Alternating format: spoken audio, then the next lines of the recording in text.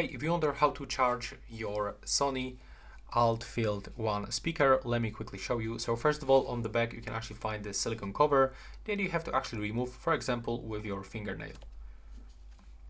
And as you can see, right here we can find the USB-C input. So we have to actually use this cable that is actually in the box.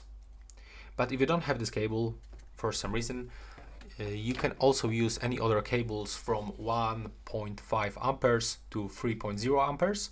And if you are looking for the charging brick, you should actually get the charging brick between 2.5 watts to 15 watts.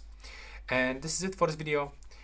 For sure, you can also try to connect this speaker straight into the USB-C port on your phone if you've got the double USB-C cable, and you will also recharge this speaker. So that's all for this video. Right now, please subscribe.